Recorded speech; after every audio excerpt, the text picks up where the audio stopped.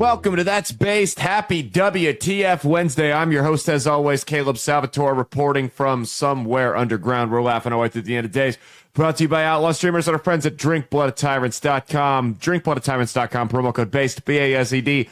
Like the title of the show, it's going to save you 10% off your order at the checkout. They got two types of wine, both red and white, along with the Liquid Freedom energy drink. DrinkbloodofTyrants.com, promo code BASED, B-A-S-E-D. We'll save you 10% off your order at the checkout, and you can support the dope brands that support a show like this. All right, well, it's WTF Wednesday, where we take a little break from politics and social commentary and what's blowing up in the world, and we talk about the paranormal, the spooky, the unexplainable, if you will. Stockholm Mia, the red face of white supremacy, is here with me. She picked the stories this week. What's going on this week? What do the good people out there need to know about that's going on in spooky world? The banana phantom is no more. The fruit phantom's done. Yes. We thought last month might be a dud, or he was switching it up, but he's done. Nope, he's done. We've got our monthly Loch Ness monster story. Okay. And then we've got we've got a psychic in there. Okay, good. Doing what psychics do best based on the headline, which is scam people. We saw the movie Sinners, finally. I told you I was going to see it.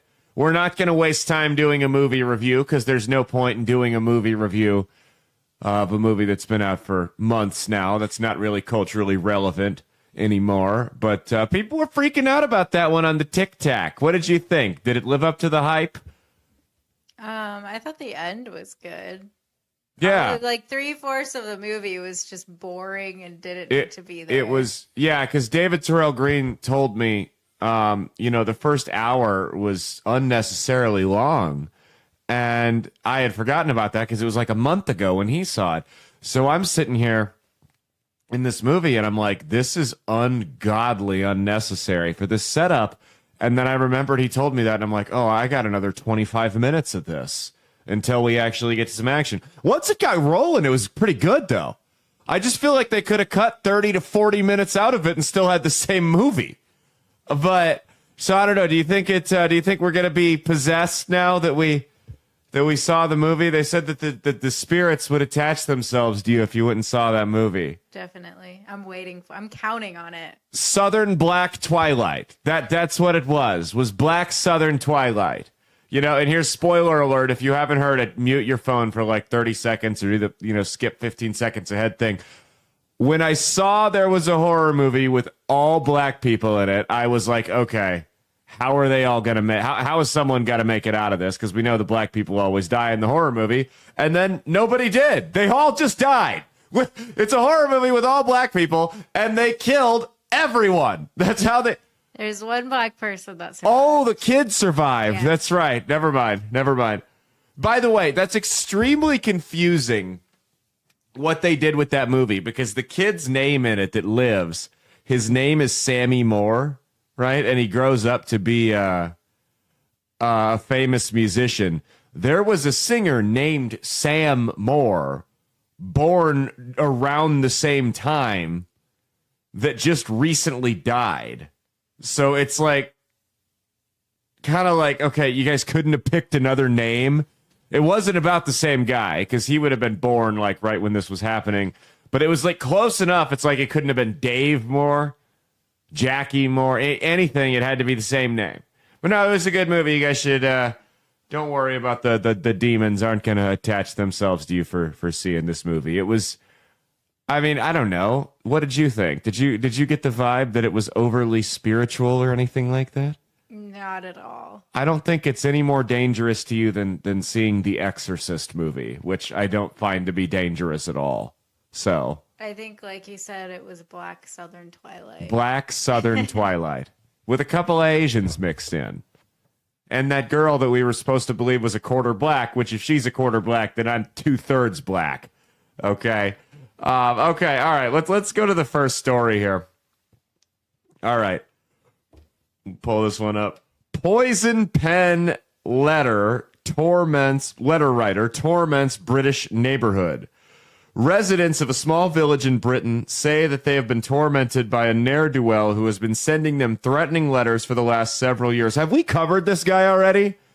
Wasn't there one about, like, harassment? There was one similar, yeah, and I'm pretty sure it was in a British town, too. And the fruit guy was in Britain, too. Do the Brits just have nothing better to do than just harass their neighbors? You don't hear about this. Like, in America, we might shoot our neighbors over a property line dispute, but we're not gonna be writing letters and leaving fruit out and goofy shit like that. We're more confrontational than the polite Brits. Speaking of which, do you know there's an entire Wikipedia page dedicated to British stereotypes? It's a good read if you got some spare time. It says residents of a small village in Britain, blah, blah, blah. The creepy case, which came to light this week, reportedly centers around a specific street in the Liverpool suburb of Woolton. Amazingly, nearly every one of the 20 homes along the road has received ominous letters from the prolific miscreant. All of the letters are pretty sinister, one fearful resident revealed. There's almost always a sign-off at the end with something along the lines of, if you don't do what I say, there will be repercussions. Wow. So it's like a blackmail thing, or threats, extortion. I just love thinking about an entire small British town just being terrified of this letter writer. Who do you think it is? It's the mayor. It's the mayor, Stan Scott. The homeowner, who understandably opted to remain anonymous, indicated they moved to the neighborhood a few years ago and were initially told there were some characters on the street and some funny things happened. The vague warning came into focus shortly thereafter. Their first letter from the mysterious individual arrived in their mailbox. That particular missive complained about how the person had parked their car and promised to report the matter to Liverpool City Council and the police if the situation was not rectified for the writer's satisfaction. So it sounds to me like they're the ones in the wrong here. You park illegally, and then someone calls you out on it, and you play the victim? This is bullshit. It's not like they said, if you don't move your car, I'm going to kill you. No, they said, hey, fix your illegally parked car, or I'm going to report it to the proper authorities. That's not a threat. That's reasonable. The vehicle was later keyed. Okay. I was waiting for you to get to that. Well, that adds some additional context here.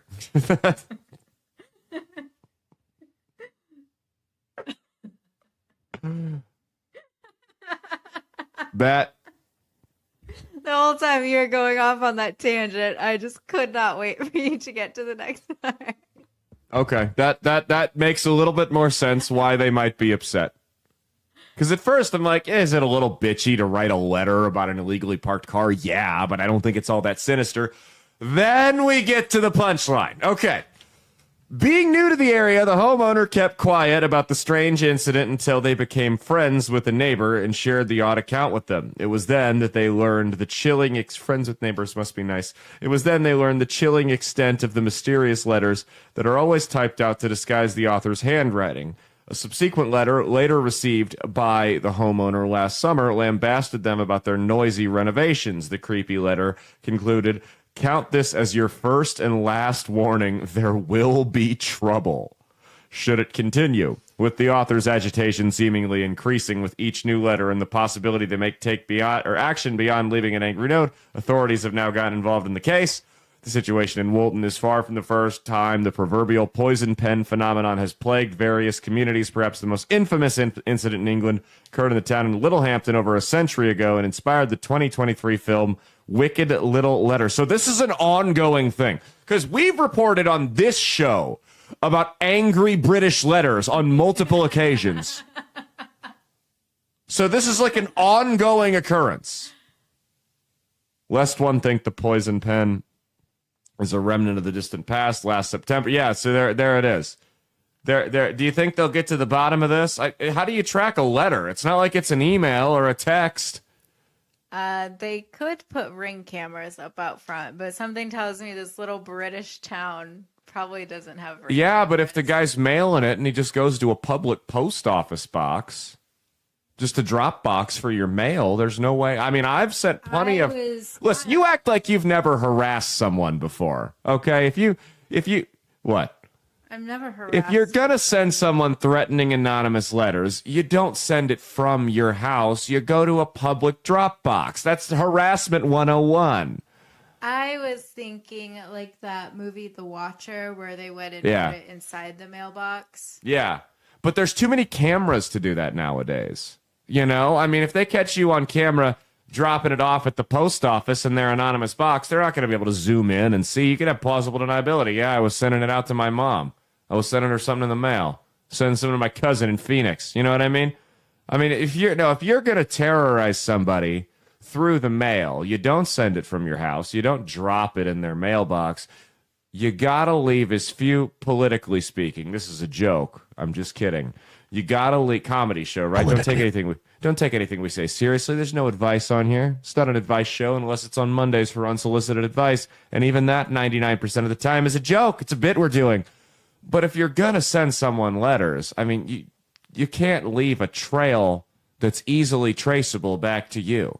You know, if you, like, for instance, if you've got neighbors across the street that you really don't like, and let's say you want to do a little bit of psychological warfare with them, so you start sending anonymous letters to the husband from a woman, and you throw like some panties in the envelope and spray it with some perfume you got at Ulta or something like that on the free sample shelf.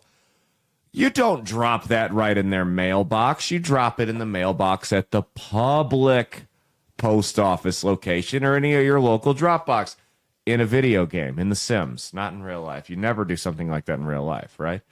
But that's what you do if you're going to terrorize somebody through the mail. Okay, let's go to the next one here, which you should never, ever do, by the way. Unless Jews move in across the street. That's a joke. Don't do that either. Okay. Haunted bus troubles Zimbabwean village. So they're just being terrorized by a bus? Is the bus running them over? A village in Zimbabwe is on edge due to the presence of an abandoned bus that some residents believe to be haunted. You know what? It's Zimbabwe. Given what we know about Zimbabwe, you'd think the haunted bus would be a welcome change to the usual civil war, but I guess we got to complain about everything, right? According to a local media report, the curious case is currently unfolding in the community of, not going to try to pronounce that, where the empty vehicle first appeared outside of a shopping center a few months ago. Since that time, rumors of paranormal activity emanating from the abandoned bus have swirled throughout the village due to the accounts of multiple people who claim to have witnessed weird activity. Some have shared accounts of seeing shadowy figures sitting inside. Maybe it was just someone chilling in the bus. Why do we, I mean, if it's abandoned, there could be like homeless people in there. Meanwhile, others assert that they have heard mysterious music or the voice of a disembodied driver calling out to his phantom passengers. As the tales have taken hold of the community, an urban legend has grown around the bus, with resident, also not going to try to pronounce that, explaining that the original owner reportedly died after being run over by it while repairing it underneath. How do they know this? People believe his spirit now haunts the vehicle. This was echoed by Adam Gaku, I can pronounce that one, who also lives in not going to pronounce that, and mused that the bus is cursed. In response to the furor gripping the community, a journalist spent 5 days inside that allegedly haunted vehicle to get to the bottom of the peculiar case. So did he not leave, or did he just spend the night? Because I feel like 5 days in a bus would get real boring real quick. I mean, you bring a sleeping bag, you bring your phone, some board games. You got to play board games with yourself? Yeah. That's like 120 hours in a bus. I mean, it's not like it's a hotel. Yeah, just bring Monopoly. Play Monopoly with myself. Yeah, just be two different players. Well, you can play with the ghosts, maybe. Yeah, just leave it out and see if the ghost plays with you. I'm gonna sell Park Drive to myself. Okay, in response, so it says, while he did not experience any encounters with apparitions or inexplicable sounds, he did confirm accounts of the lights turning on at night and off in the morning every day. Well, so as it turns out with vehicles, if you leave them running, sometimes they'll have this thing where the lights will automatically turn on when it's dark out, and then when it's light out in the morning. The vehicle wasn't running, though. Oh, it wasn't running. I didn't know if he turned the bus on. How did it get there? Do they know how it guy just showed up one day? Oh. Located by a local media outlet, the owner insisted that the supernatural stories swirling around it are merely stories that have turned into something of hysteria. The bus isn't haunted. Also not going to pronounce that, declared. I'm amazed people peek into the bus and point at it like it's a spectacle. The owner indicated that the vehicle simply needs a new battery before it can be removed from the spot. So these idiots are freaking out. No one even bothered to ask. They're freaking out about a battery change, like simple maintenance to a vehicle. That's why I didn't answer your question. So yeah, I mean, if the lights are running all night, of course the fucking battery's going to die. What did they think was going to happen? To that end, he said the systemic activation of the lights is because they're on a solar-powered system. While his clarification about the nature of the bus quelled some concerns of the community, not everyone is on board with his explanation for the spooky activity of school. Wow, these people really have nothing better to do in this village, do they? I love how the owner comes out and he's like, hey, this is why it's here. Nothing haunted is going on. And they're just like, nope. Yeah, no one died. I'm not dead. Your rumors are incorrect. It's here for a battery change. It'll leave when it's done. I mean, I don't know. My mom used to live right by an auto shop, and when new cars showed up, she didn't assume they were driven there by ghosts. You know? I'm just surprised it didn't get towed. I know. You know, you just, it is a reasonable assumption that when a vehicle shows up at an auto repair shop, that it is there for repairs, not because it is haunted. And you can usually just ignore. Yeah, there must not be a lot going on there. I mean, this is like, I don't want to say it. What's it, like Shadron, Nebraska? No, where my cousin, what's the town my cousin lives in? Callaway, Nebraska, with even less going on. I mean, fuck. Okay, let's go. Psychic pleads guilty to defrauding heartbroken man in upstate New York. Oh, you mean a psychic did what 99.99% of psychics do, which is commit fraud against vulnerable people. Is that what you're saying? What are the odds? This is an upstate New York psychic managed to avoid jail time after pleading guilty to defrauding a heartbroken man who enlisted her to help him win back his former fiancée. According to a local media report, at the center of a cautionary tale was self-proclaimed mystic Patsy Brown, who operated as a fortune teller in the community of Vestal. Around 2 years ago, the unnamed victim visited her now shuttered shop for a simple tarot card reading, but soon fell under her spell after his lovesick nature was revealed. When Brown told him that she could use her gift to foster a reunion with the former fiancé, the man was persuaded to hand over a considerable amount of cash for various rituals designed to do just that. So if she was a psychic, don't you feel like she could have foresaw herself getting arrested for this? Don't you think she could have looked at... It's very short-sighted of a psychic to commit fraud like that. That's all I'm saying, which is so easily caught. Because the ceremonies failed to rekindle the relationship between the man and his departed paramour. Meanwhile, Brown reneged on her promise to return the money after the spells did not work. Oh, yeah, because they'd have probably gone up her nose by that point. The victim subsequently hired a private investigator to document the psychic's misdeeds. So what, did the private investigator go and get ripped off as well? I mean, I don't know. How do you document the misdeeds? I feel like you go and turn them in. Information was turned over to Vestal Police, who arrested Brown last year on multiple charges. At a hearing earlier this month, the psychic pleaded guilty to the crime of scheme to defraud in the first degree. She was sentenced to 5 years probation and slapped with $20,000 restitution to be paid to the heartbroken man, as well as another individual who also fell victim to her pernicious ways. If you go to a psychic thinking that person can win back your ex for you with their mystical powers, you're the one who should be getting fined $20,000. I mean, they should be as well for being con artists, but you should be too for being retarded. But here's the thing. Here's what people don't want to talk about. I think this is a slippery slope. I really do. I think this is a slippery slope.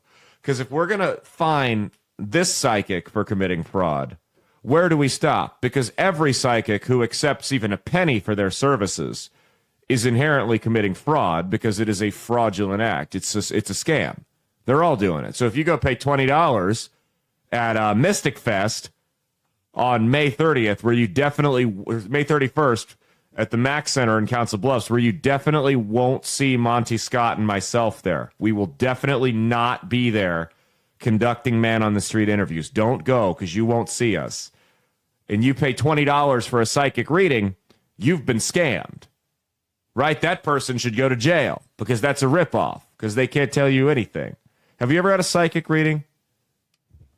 I had someone do the tarot cards one time. Oh, God. We don't want to get into that. That's a sore subject. Not a good time. The tarot cards. I've had the tarot cards read a few times. They were wrong every time. The ones that I got read to me said that my lover is in love with someone else and they will leave me. Yeah, and why don't you tell them who the person was that read those to you? It was the person who was stalking your lover. Yeah. I got my, I remember when we were doing Bread and Circuses, we signed up for this website. It was like podcast guests, and it was a chance to cross promote or whatever. So, there's business leaders, and I'm not really interested in the MLM scheme people that are going to come on and scream and tell you to hustle and grind and all that crap. So we found this one lady on there that was a psychic, piqued my interest. It's like, cool. So I reached out to her, got her on the show, and she's like, I'll do a free tarot card reading for one of you guys. So I go, I'll do it. And because, Nick was like, yeah, do it for Caleb. And she read my tarot cards, and they were just wrong. And I'm like, I'm going to be honest, that wasn't accurate at all. And she's like, oh, well, sometimes, when I do it virtually, it's not as good. I'm like, yeah, okay.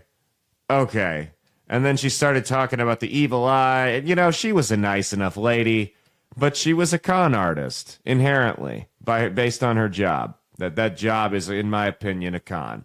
So I don't really know what to think.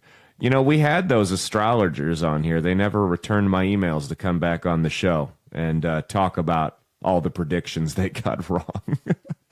Do you remember when we did that? They never, I emailed them because I think they were batting maybe 15% by the end of the year. I wanted to get them back on, and I didn't hear back. Or no, I didn't email them. They were gone because Facebook was the way we connected. And I couldn't find their account. So I guess they didn't want to come take the medicine. Do you think they were just sitting there slowly watching all of their predictions go wrong? And they're like, we got to block this guy. We don't want to be held accountable on the air. Oh, well. You guys can go back and listen to that episode if you want to. It's a good one. Okay. Now, for the record, we're not bringing any more psychics on. My opinions on that have become a little bit less open to that idea since that interview. If I'm going to bring a psychic back on, it will be to mock them and argue with them and yell at them. So it says, all right, bizarre chicken drumstick mystery baffles British homeowner. So maybe this is the fruit phantom. He's moved on to meat. In this economy, this guy must be rolling in dough. It says a British homeowner hopes to get to the bottom of a bizarre mystery wherein crows continuously leave cooked chicken drumsticks in his bird bath. Oh, that's their brother. It's a burial ceremony. At least they're not eating it. That'd be cannibalism. The confounding case reportedly began 2 years ago when Andy Purvis noticed the food being deposited in the backyard of his home in St. Ives. Over time, the drumstick drops have increased in frequency, with the crows now leaving around 5 per day. I mean, listen, I was just telling my grandma, she's in the middle of some nonsense insurance dispute. They unexpectedly offered her money. When people unexpectedly offer you blessings like this, you just take them. Would you eat the drumsticks here? Would I eat them? Yeah. No. You don't want soppy bird bath water drumsticks? It depends what kind of sauce is on them. I don't know. It doesn't say. Pond scum, algae is what it sounds like. It says lamenting the problem has progressively gotten worse, and exasperated Purvis explained that the birds use the water to soften the food they later return to eat. While he knows why the drumsticks keep appearing in his backyard, the question of where they are coming from has left the homeowner scratching his head. Somewhere there's some guy who for 2 years has just been craving drumsticks, and every time he walks out to the grill and he's like, you fucking birds! Where are they? Who's eating drumsticks daily? This guy trying to eat drumsticks every single day. Every day. And it's like one of those things that becomes a matter of principle. It's like, I don't even want drumsticks. I want like scrambled eggs today, but I'm going to have the fucking drumsticks because I'm this hungry. I'm going to eat the damn drumsticks. Says at first we thought, you know what you start putting rat poison in the drumsticks so the birds will know not to fuck with your drumsticks anymore. A little natural selection going on. Says at first we thought it was people just putting the odd carcasses out, Purvis explained, but it's too much now to be just coming from family homes. To that end, he observed that some of the drumsticks were pretty meaty, leading him to theorize it must be coming from nearby. That said, although St. Ives is a fairly small community, the homeowners' attempts at determining the specific source of the drumsticks, including asking for tips on social media, have proven futile. As such, Purvis opted to go public with the puzzling mystery in hopes that highlighting the issue will shame the person or business to manage their food waste more responsibly. That's what I was going to say. I bet this is like a restaurant or a grocery store or something that's throwing them out, and they're like day old or whatever, and the birds are picking them up. I just want to know why he would think that neighbors would be dropping the drumsticks in there. In his bird bath? Yeah. Oh, if my neighbor was to, I'd be furious. Like, what's the matter with you? Okay, we got one more here, and it's a Nessie. It's a Nessie. Video. Baby Loch Ness monster. Oh, I didn't know it was a video. I would put it on there. Baby. Yeah, it's nothing. It's literally nothing. Well, the other videos we get are always so clear. And there's always something there.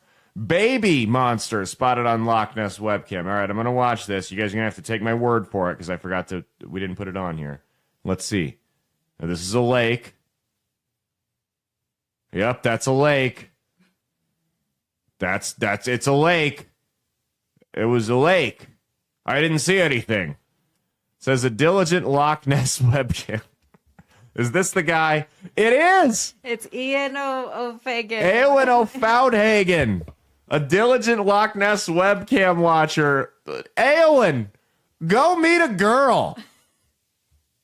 Or come on the show. Pick up golf.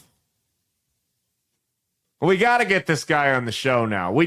I guarantee you we've covered this guy more than any other news outlet in the world combined at this point. A diligent Loch Ness webcam watcher believes that he recently spotted a baby monster briefly emerge from the waters of the famed Scottish site. Is this guy trolling? Is he just like, let me see what benign footage I can send in today that these idiots will believe that I actually think is the Loch Ness monster? The tantalizing virtual sighting, it was tantalizing. Tantalizing virtual sighting seen above was reportedly captured by tireless live stream viewer and virgin Eowyn O'Faudhagen on the afternoon of May 7th while monitoring a webcam feed from a hotel at the popular tourist destination. Oh, I thought he was at a hotel. I'm like, this guy's on vacation and he's still watching. It's dedication. He noticed a large disturbance, so the camera was set up at the hotel. In the tranquil waters of Loch Ness, specifically, his eyes were drawn to a peculiar form that broke the surface and rose up a few feet from out of the water, then quickly submerged. So how does he know this is a baby? I mean, this is no more of a sighting than he gets of everything else, but just because it's even less of a sighting, it must be a baby. While the anomaly only appeared for a few seconds, fortunately, O'Faudhagen was recording this feed at the time, which allowed him to capture the fleeting moment for further examination. The suspected creature, he observed, seemed to sport a neck and a bumpy back, causing him to marvel it fit the uncanny classic description of Nessie given by many eyewitnesses over the years. To that end, O'Faudhagen argued that the curious form was a juvenile version of the site's famed monster, as it bore no resemblance to any of the prosaic wildlife known to reside in Loch Ness. It's because there's nothing there. The whole episode startled me. It startled him. How jumpy is this guy that a video of a wave startled him? If there's a baby Nessie, that would imply that there's a mommy Nessie and a daddy and Nessie. A female, yeah, a male and a female. So would the lake really be big enough to have two of those? Soon to be three. Okay, here's my question. If the Nessies are getting busy under the water, don't you think that would have created some serious waves that your webcam watching would have picked up? Maybe he'll be on the lookout for some big waves next time. Yeah, that's all I'm saying here. The episode startled him, though. I will watch that video again. It's 12 seconds. Bear with me. Here it is. All right. You guys can't see it. I'm going to watch it real quick. 12 seconds. This startled him. What? What start? I can imagine the next time this guy's phone rings, it's probably going to scare him to death. There's if that startled him. A split second where something comes out of the water and goes right back down. Oh, like waves do. I think it's a baby Nessie. Or fish. Have you ever considered that maybe a fish might be in the lake? Nope, it's baby Nessie. It's Renesmee. Renesmee. Is that the baby Nessie's name? No, that's the baby's name in Twilight, and they nickname her Nessie.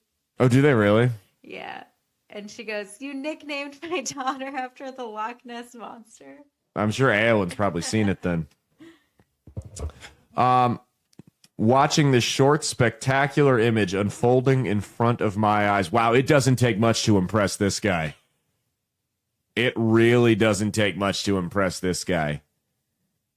I mean, this guy, again, if this is a spectacular image unfolding in front of his eyes, it must bring him to tears when the waiter brings his food at a restaurant. It's like I said, it startled him and brought these uncontrollable emotions to him. It's going to give him a fucking stroke the next time his doorbell rings or something. Calling the virtual sighting unique among the many he has collected over the years. Oh no, it's just like the rest of them in the sense that there's nothing there. O'Foudhagen posited that the proverbial baby Nessie was playing with a fish before eating it. Or maybe it was just a fish! You people are delulu! Should that be the case, he said, the moment would constitute the first time the monster has been filmed while hunting for food. What do you make of O'Foudhagen's latest virtual sighting? Weigh in with your thoughts. Okay, you guys let me know what you think. Here's my thing. I'm going to start going to these websites, to the cameras, just recording like a 10-second excerpt and sending it to these knuckleheads and seeing how many of them will fall for it and be like, oh, I saw it too. And it'll just be a still of the lake. Maybe a wave will go by. Be like, all right, boys, this is sighting of the year right here. See how many of them can get riled up. There's a 24-hour live stream of it on YouTube. I watch it sometimes. Do you? Yeah, I figured it's up on the TV when I'm not home, right? That's does Apollo watch it with you?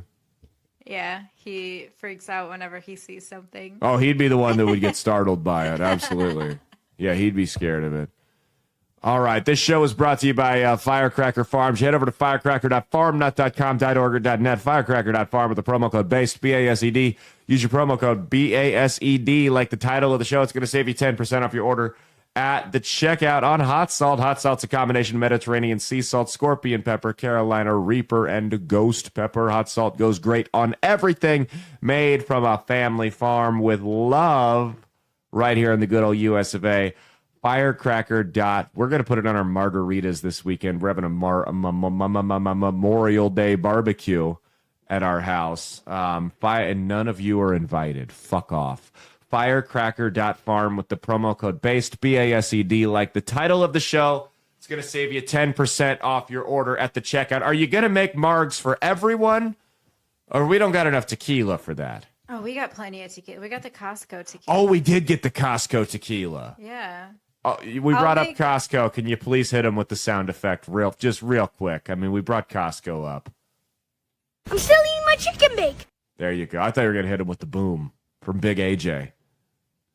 Well, we haven't heard from them in a while. You said we got enough tequila for everybody? I mean, I'm not making a margarita for everybody. Whoever wants one, I'll make one for. Okay, I thought you just poured it into a big old thing last time. Yeah, but there's only enough for like 4 servings.